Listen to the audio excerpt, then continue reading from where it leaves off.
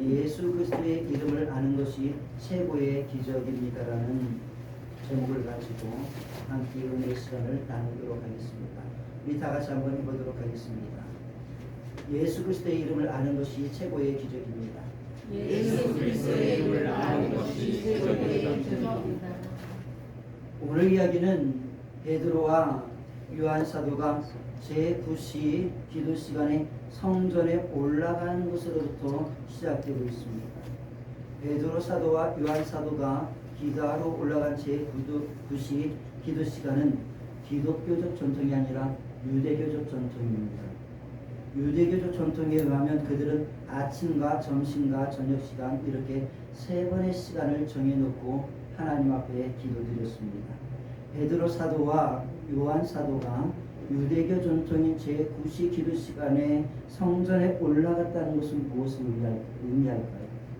신약교회가 세워진 지 얼마 되지 않았기 때문에 신약교회는 한편으로는 새로운 기독교 전통을 세워나가면서 한편으로는 그 어떤 것은 유대교적 전통을 따르고 있었다라는 것을 이야기합니다. 아직 가두기 상태이죠. 가두기 상태입니다. 그러다 보니까 유대교적 전통과 그리고 또 새로운 기독교 전통을 만들어가고 있는 그런 시기였었습니다.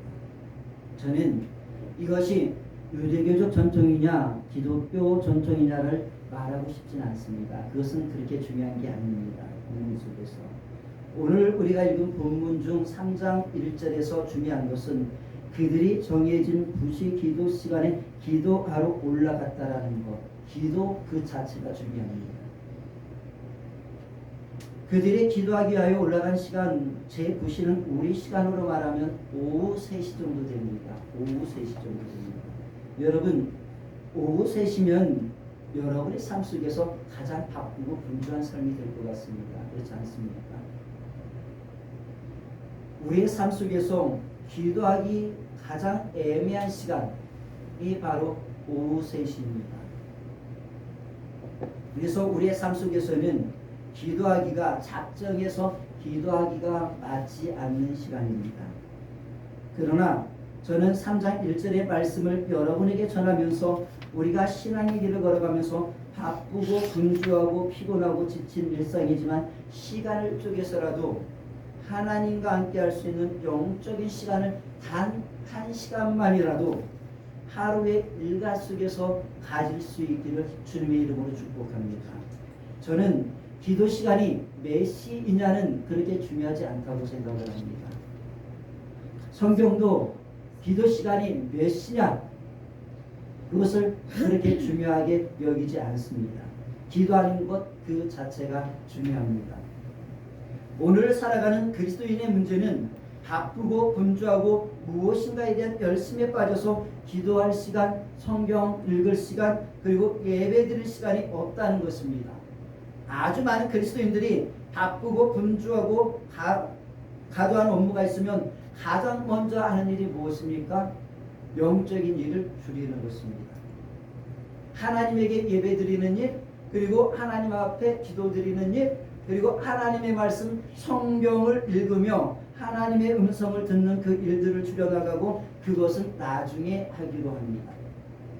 저는 여러분이 바쁘고 분주한 삶과 가중한 사회적 직무로 인하여서 때때로 영적인 일을 뒤로 할 수밖에 없다는 그 현실을 인정합니다.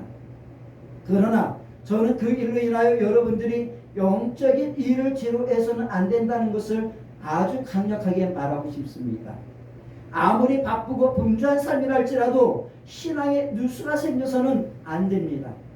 신앙이 새어나가는 그 누수의 공간을 막아야만 합니다. 이 설교를 준비하다가 이동원 목사님이 쓰셨던 예루살렘에서 땅끝까지라는 책에서 이런 내용 하나를 읽었습니다. 그는 새벽 일찍 일어나서 어떤 젊은 청년이 있었는데 이 청년이 취업을 했습니다. 그래서 취업을 해서 회사에 다니기 시작했습니다.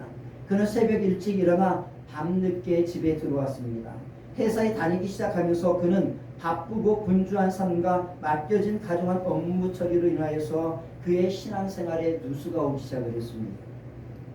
그렇게 자신의 신앙이 누수가 생기는 것을 안 이 기독 청년은 하루는 이렇게 결단을 했다고 합니다. 점심을 먹지 말자. 그리고 그 젊은이는 점심을 먹지 않고 점심시간을 아껴가면서 회사 한모퉁이에 있는 캄캄한 창고 속에 들어갔습니다. 그리고 창고 속에 엎드려서 기도하고 하나님의 말씀을 들었습니다. 나중에 이 청년은 이렇게 고백을 했습니다. 세상을 향해서 문을 닫아버리고 내 사랑하는 주님을 바라보면서 주님의 음성을 들으며 기도하는 시간, 이 시간을 통해 저는 삶의 알력을 얻었습니다. 이 시간 살아계신 하나님으로부터 공급받는 능력과 삶에 대한 원동력이 저로 하여금 피곤을 이기게 만들었습니다라고 고백을 했습니다. 이 청년은 세상에서 그 시간처럼 좋은 시간이 없었다라고 고백을 했습니다. 사랑하는 성도 여러분, 바쁘고 분주한 삶, 가중한 업무와 스트레스와 피곤함 속에서 이때 우리 신앙인에게 지혜가 필요합니다. 피곤하고 바쁘고 분주하고 가중한 업무 속에서도 여러분이 따로 1시간 정도만이라도 하나님을 향하여 작정의 기도의 시간을 내는 것, 성경 읽는 시간을 내는 것이 중요합니다. 여러분, 우리가 24시간 중에 1시간 정도는 하나님과 함께하는 시간을 낼 수 있지 않겠습니까? 여러분, 바쁘고 분주한 삶이지만 하루에 1시간이라도 하나님과 만나는 작정의 시간을 내시기 바랍니다. 아무리 바쁘고 분주한 삶이라 할지라도 기도와 예배와 하나님의 말씀을 읽는 것은 뒤로 할 수 없는 우리의 우선순위입니다.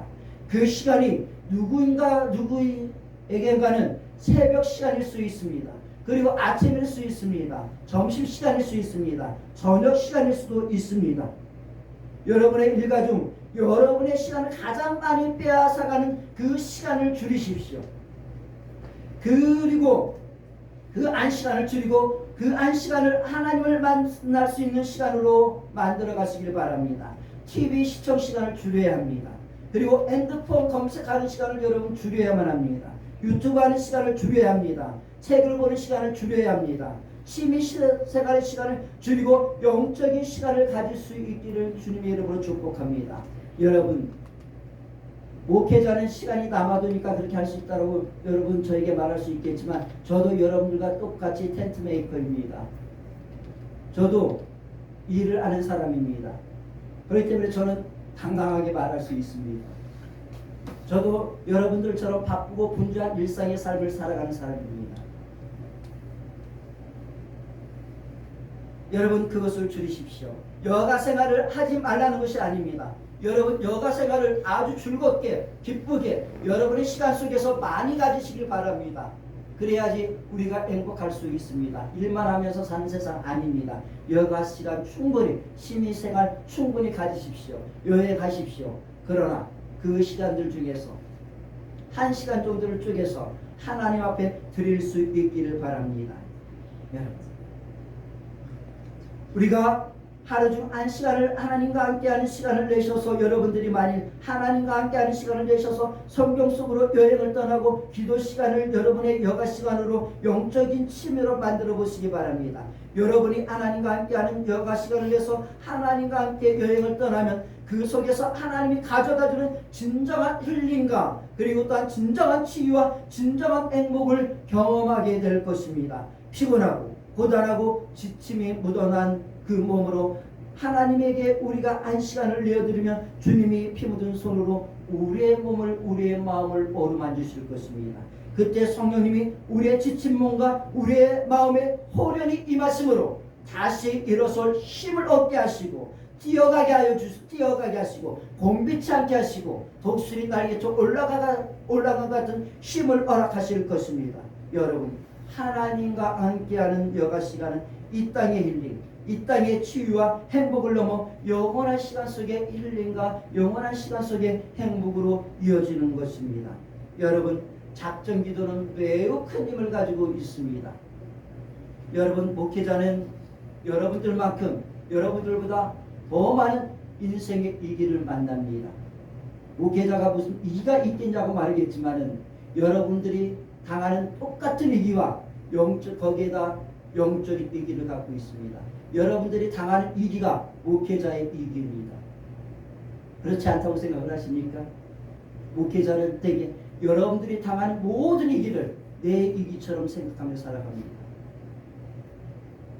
저는 이런 많은 인생의 위기가 있을 때마다, 영적인 위기가 있을 때마다, 교회의 위기가 있었을 때마다 제가 애썼던 것이 있었습니다. 그것은 따로 작정하여 기도하는 시간을 갖는 것입니다. 물론 매일같이 기도드리지만 따로 작정하여 시간을 내는 것입니다. 저는 그 작정 기도를 통해서 제 인생의 위기, 가정의 위기, 그리고 또한 교회의 위기들을 돌파해 왔습니다. 여러분의 인생에 문제가 있다고 한다면, 해결되지 않는 문제가 있다고 한다면 여러분의 시간 속에서 꼭 작정해서 기도해 볼 수 있기를 바랍니다. 해결되지 않는 문제가 예수 그리스도 안에서 해결되는 기적을 여러분은 반드시 보게 될 것입니다. 그 시간을 통하여 여러분의 신앙의 누수 세워나가는 공간을 막으십시오. 하루의 한 시간을 하나님 앞에 드리며 하나님과 여러분의 관계를 올바르게 정립하시기 바랍니다.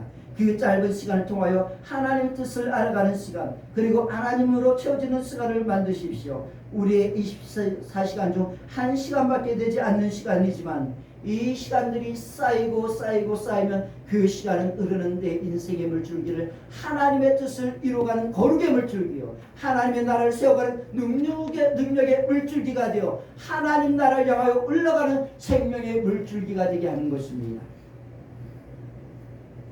성전 미문에 앉아 구걸하던 그가 베드로와 요한이 성전에 기도하기 위하여 들어가려는 것을 보고 이제 하루 먹을 양식을 구걸을 하고 있습니다. 여러분, 나면서부터 걷지 못한 이 인생에게 필요한 것은 무엇이었습니까? 그에게 필요한 것은 무엇이었을까요? 그에게는 오늘 하루 나의 배고픔을 해결할 일용할 양식이 필요했습니다. 그 양식을 사기 위한 동전 한 집이 필요했습니다. 그는 은가금이 필요하다고 생각하며 사는 인생이었습니다. 우리는 이 안전뱅이의 모습에서 현대인들의 모습, 그리고 우리의 모습을 보게 되어집니다. 그가 은가금이 나에게 필요하다고 생각하며 사는 것처럼 우리도 은가금이 절실함으로 필요하다고 말하며 은가금을 갈구하며 또한 은가금을 손에 쥐기 위하여 살아가는 인생 아니겠습니까? 차이가 있다고 한다면 그는 하루 먹을 양식에 대한 절실함이지만 현대인들의 은가금에 대한 절실함은 일용할 양식의 차원이 아니라 남보다 더 잘 살고 남보다 더 많이 갖고 남보다 더 위에 있기 하여서 그 욕구로 인한 절실함입니다. 여러분, 밥만 먹고 사는 시대가 아닙니다. 지금보다 더 나은 삶에 대한 욕구, 남들보다 더 많이 가지고 싶은 욕구. 네가 10억짜리 집에 살아? 나는 몇 억짜리 살아야 됩니까? 적어도 11억짜리는 살아야 되죠. 그렇지 않습니까? 그런 상대적 욕망, 삶의 질의 향상의 욕구, 더 높은 자리에 오르고 싶은 욕구들이 있습니다. 이것을 위해서 필요한 것이 무엇입니까? 은가금이 아니겠습니까? 자, 은가금을 가져서 이런 욕구가 충족되어졌습니다. 이런 욕구가 다 충족되면 은가금이 필요 없다고, 더 이상 은가금이 필요 없다고 말하는 세상이 올까요? 어떻습니까? 세계 최고의 부자였던 록펠러에 대한 일화를 우리가 다 잘 알고 있습니다. 한 사람이 세계 최고의 부자였던 록펠러에게 가서 이렇게 물었습니다. 회장님은 얼마 정도의 돈이 있으면 만족하시겠습니까? 그러자 우리가 잘 알고 있는 그 말을 했지 않습니까? 조금만 더가 어디서 끝날까요?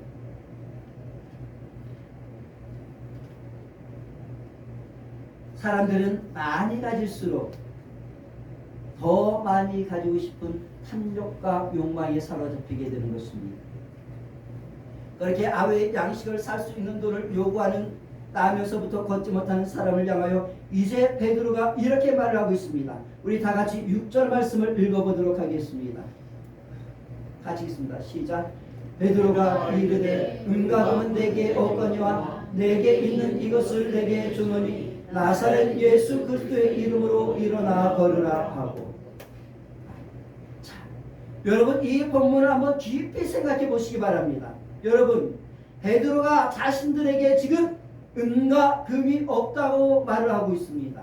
그런데 사랑하는 성도 여러분, 나면서부터 걷지 못한 이 사람이 베드로하고 요한에게 은과 금을 요구했습니까?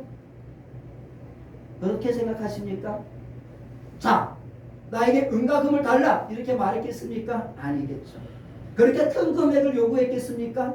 여러분, 거지도 세상 돌아가는 이치, 삶의 이치는 압니다. 그래서 은과 금을 달라고 하지 않습니다. 10만 원 달라고 하는 거지 보셨습니까, 여러분?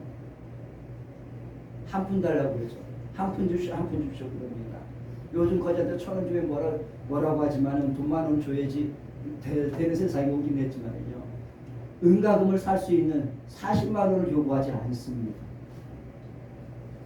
한 끼를 때울 수 있는 빵 한 조각을 살 수 있는 데다 보탤 수 있는 1,000원, 2,000원이면 2,000원을 달라고 합니다. 여러분, 이 사람이 요구한 것은 그저 한 끼 때울 조그마한 돈입니다. 베드로와 요한도 그가 요구하는 것은 은과 금이 아니라 아주 작은 돈이라는 것을 알고 있었습니다. 그리고 베드로와 요한의 주머니에는 안전뱅이의 욕구를 충족시켜 줄 만한 그럴 만한 돈이 있었을까요? 없었을까요? 있었을 것입니다. 그런데 베드로와 요한은 왜 그런 모든 상황을 알면서도 너에게 줄 은과 금은 없다고 말하며 그에게 접근할까요? 사도 베드로는 아니, 하나님은 이 구절을 통하여서 오늘 우리 시대를 살아가는 그리스도인들에게, 현대인들에게 은과 금을 요구하고 은과 금의 필요성과 은과 금의 소중함 속에 빠져 있는 현대인들을 향하여 무엇을 말하고자 했을까요?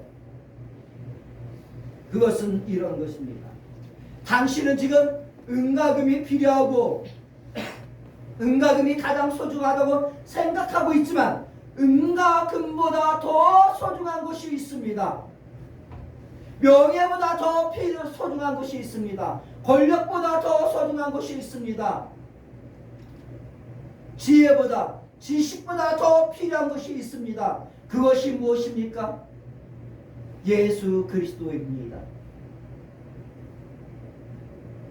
베드로와 요한은 하나님은 은과 금과 명예와 권력과 그리고 딴 기타 인간이 필요하다고 생각하는 것을 소중하게 생각하고 살아가는 현대인들을 향하여 당신에게 지금 필요한 것은 그것이 아니라 은과 금이 아니라 예수 그리스도이십니다라고 말하고 있는 것입니다. 우리 옆에 있는 사람 성도들 향하여서 이렇게 말해봅시다. 성도님에게 필요한 것은 예수님이십니다. 한번 말해봅시다. 성도님에게 필요한 것은 예수님이십니다. 아멘. 다른 게 더 필요한가요? 여러분, 저는 이 안준뱅이가 국어를 하면서 살아가지만은요, 저는 이 안준뱅이가 가난하지 않을 수도 있다고 생각을 하고 있습니다. 여러분의 의견은 다를 수 있습니다. 여러분은 어떻습니까? 가난했을까요? 가난하지 않았을까요? 제 생각에는 이렇게 생각을 해봤습니다. 이 안전뱅이가 구걸하는 장소가 어디입니까? 성전 비문에서 앉아 있습니다. 성전 비문, 가장 몫이 좋은 장소입니다. 구걸하기 가장 좋은 장소 아니겠습니까? 여러분, 유대인들이 남들에게 자랑하는 거 좋아합니다. 남들에게 애식하는 사람들입니다. 보이는 거 좋아하는 사람들입니다. 자랑하는 거, 선을 행하는 거 구제를 해서 자기가 이름이 다른 사람들 앞에서 영광을 받는 거 좋아하는 사람들입니다. 그 사람들이 하나님 앞에 가서 기도하고 왔습니다. 기도하면서 은혜 받고 왔습니다. 은혜 받는 순간 우리가 나가면서 어떻게 됩니까? 우리의 마음에 없었던 구제하고 싶은 마음이 생기지 않습니까? 그들에게도 이런 마음이 있었을 것입니다. 그러면은 그 유대인들이 은혜 받고 오면서 동전 한 입 딱 던져주지 않았겠습니까? 동전 한 입 딱 던져주면 딸락 소리가 나면서 아, 감사합니다, 이렇게 말하지 않았겠습니까? 그러면 그 감사합니다는 소리 들으면서 유대인들이 얼마나 뿌듯해 했겠습니까? 저는 그래서 이 거지가, 이 나면서부터 앉아있는 사람, 나면서부터 한 번도 걷지 않은 이 사람이 거지가 아니었을 것이다, 그렇게 가난하지 않았을 것이라고 생각을 하고 있습니다. 다르게 생각하시는 분도 있을 수 있습니다. 그러나 저는 그렇게 생각을 하고 있습니다. 베드로와 요한도 그걸 알았던 것 같습니다. 이 사람에게 우리가 지금 빵 살 동전 아니 주지 않아도 이 사람은 살아가는데 별 문제가 없다라는 것을, 이 사람에게 정말 필요한 것은 동전 아니 은과금이 아니라는 것을 알고 있었습니다. 이 사람이 은과금이 없어서 죽을 인생이 아니었습니다. 나면서부터 걷지 못한 이 사람은 은과금이 없어서 인생의 행복을 누리지 못하는 것, 영위하지 못하는 것 아닙니다. 나면서부터 걷지 못한 이 사람의 근본적인 문제는, 이 사람이 행복하지 않은 것은 은과금이 없어서가 아니라 영적인 문제, 영혼의 문제였습니다. 더 많은 은과금을 가져야 한다는 그 생각 때문에 명예와 권력과 그리고 또한 그 기타 인간이 갖고 싶은 욕망을 가지고 싶어야 한다. 그리고 꿈과 욕망을 손에 쥐어야 한다는 생각 때문에 영혼이 죽어가고 있었다는 것입니다. 여러분, 이 사건이 일어나는 장소가 어디입니까? 성전 미문이라고 말하고 있습니다. 성전 미문 밖이라고 말하고 있습니다. 그리고 그 시간이 어떤 시간입니까? 성전 입구에서 일어난 시간이고, 사람들은 기도하기 위하여서 성전에 들어가고 있습니다. 지금 이 시간 많은 사람들이 하나님을 만나기 위하여서 성전에 들어가고 있는데, 이 사람은 성전 밖에 있는 것입니다. 이 사람도 유대인입니다. 유대인이기 때문에 하나님에 대한 전적인 신앙이 있습니다. 하나님에 대한 신앙이 없다고 말할 수 없습니다. 유대인입니다. 하나님의 존재에 대해서 알고 있습니다. 그런데 사랑하는 여러분, 누군가는 성전에 기도하러 가는 그 시간에 하나님에게 기도하고 예배드리고 제사드리는 그 시간에 그는 도대체 무엇을 하고 있단 말입니까? 성전에 들어가야 하는 것 아니겠습니까? 성전에 들어가서 하나님 앞에 기도드리고 하나님 앞에 예배드리고 하나님을 찬양해야 하고 하나님의 음성을 들어야 하지 않겠습니까? 여러분, 이 사람도 유대인이라 하나님 신앙은 있는데 왜 성전에 들어가지 않고 있습니까? 왜 성전 밖에 있는 인생, 왜 교회 밖에 있는 인생, 왜 자신의 꿈과 욕망에 사로잡혀 있는 인생, 하나님 나라 공동체 밖에 있는 가난한 성도가 되어 살아가고 있습니까? 여러분, 베드로와 요한이 이 나면서부터 한 번도 걷지 못한 이 인생에게 본 문제는 이것이었습니다. 성령님은 오늘 베드로와 요한 사도를 통하여서 이 인생에, 성전으로 들어가지 못하는 이 인생의 근본적인 문제를 해결하기를 소망하셨습니다. 성전에 들어가지 않고 성전에 맴도는 그를 성전으로 오늘 뛰어 들어가야 하겠다고 하나님은 작정하셨습니다. 성령님이 오늘 이 시간에 그것을 원한다는 것을 베드로와 요한 사도는 알았습니다.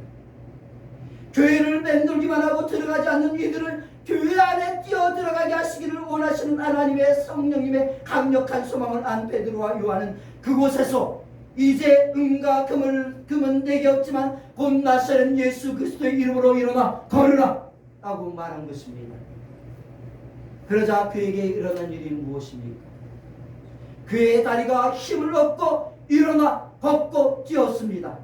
그리고 그들과 함께 들어갔다고 말하고 있습니다. 얼마나 놀라운 일입니까? 그의 생애 최고의 기적입니다. 눈에 보이는 생애 최고의 기적. 걷지 못한 자가 걷는 것, 얼마나 큰 기적입니까? 자, 이 놀라운 일에 대한 기록이 걷고 뛴 것으로 끝이 난 게 아닙니다. 그렇지 않습니까? 3장 8절에서 보게 되면 그가 일어나 걷고 뛰었다고 말하고 있습니다. 여러분, 이 3장 8절을 우리가 다 같이 한번 읽어볼 터인데, 이 3장 8절에서 가장 중요하다고 생각하는 것, 그에게 일어난 기적이, 이것이 기적이다라고 생각하는 것이 무엇인지 한번 여러분 한번 생각해 보시기 바랍니다. 3장 8절을 우리 다 같이 한번 읽어보면서 이 사람에게 일어난 기적이 무엇인지 한번 생각해 보시기 바랍니다. 같이 있습니다. 시작. 뛰어서서 걸으며 그들과 함께 성전으로 들어가면서 걷기도 하고 뛰기도 하고 하나님을 찬송하니 상송되어 묻겠습니다. 이 구절에서 이 사람에게 일어난 가장 큰 기적은 무엇이라고 생각을 하십니까? 걷고 뛴 것입니까? 틀리지 않습니다. 그러나 걷고 뛴 것은 진정한 기적이 아닙니다. 그에게 일어난 진정한 기적, 진정한 축복은 그가 오늘 첫 번째로 예수 그리스도의 이름을 안 것입니다. 예수를 알지 못했던 인생이 소망의 주요, 믿음의 주요, 온전케 하시는 주요, 우리를 구원에 이르게 하시는 예수 그리스도의 이름을 만난 것, 예수 그리스도의 이름을 안 것, 이것이 가장 세상에서 가장 큰 기적이고 축복이고 가장 큰 은혜인 것입니다. 성전에 들어갈 수 없는 문제를 끌어안고 주저앉던 앉아있던 살아가던 인생이었습니다. 그런데 성전에 들어갈 수 없는 문제를 끌어안고 살아가던 그 인생, 교회에 들어갈 수 없는 그 이유가 해결되어졌습니다. 내가 교회에 다닐 수 없는 문제가 해결되어진 것, 이것이 기적 아니겠습니까?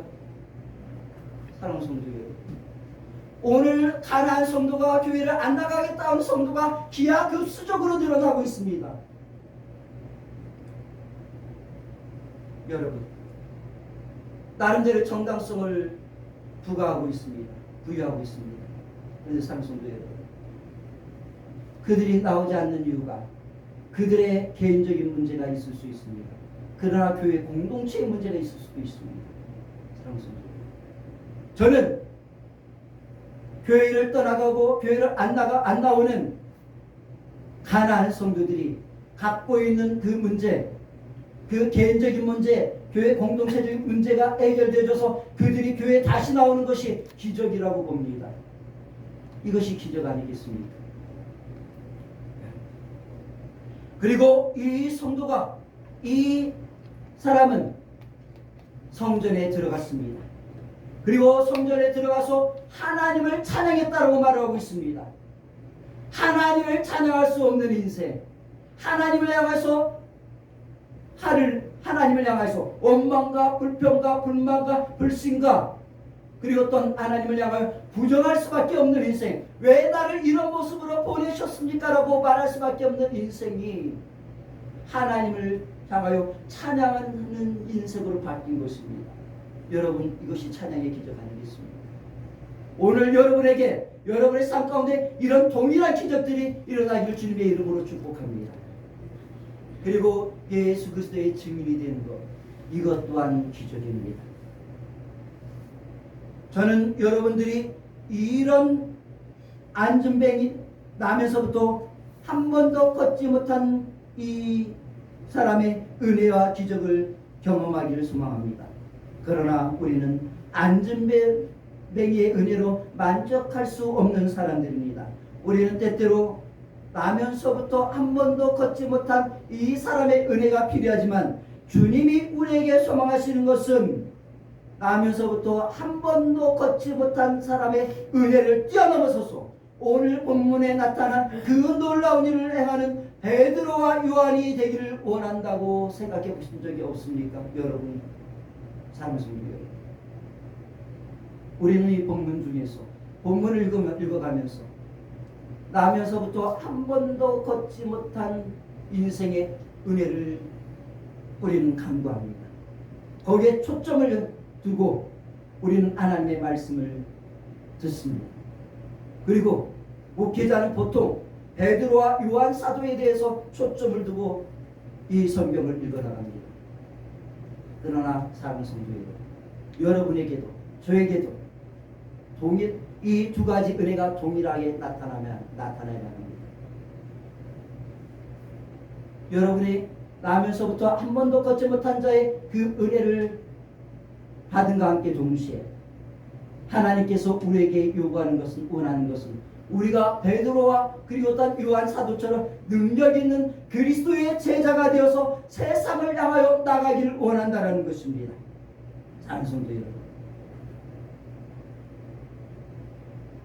베드로와 요한처럼 우리도 주님이 세우신 주님의 제자들인 것입니다. 이것이 우리가 가져야 할 마땅한 영적인 마인드고 마음가짐인 것입니다. 여러분, 베드로와 요한이 예수님의 제자입니까? 그렇다고 한다면 우리도 제자입니다. 베드로와 요한이 예수 그리스도의 이름을 가졌습니까? 우리도 예수 그리스도의 이름을 동일하게 가졌습니다. 여러분, 이것을 믿습니까? 우리는 그리스도의 제자로서 수동적 그리스도인이 아니라 보다 더 능동적인 그리스도인이 되어야만 하는 것입니다. 건강을 갈망하는 자에게서 건강으로 복음을 전하는 자, 부를 갈망하는 자에서 부를 나누어주는 자, 은혜를 갈구하는 자에서 은혜를 나누어주는 자, 기적을 소망하는 자에서 기적을 나타나는 자가 되어야만 하는 것입니다. 저에게 이렇게 말할 수 있을 것입니다.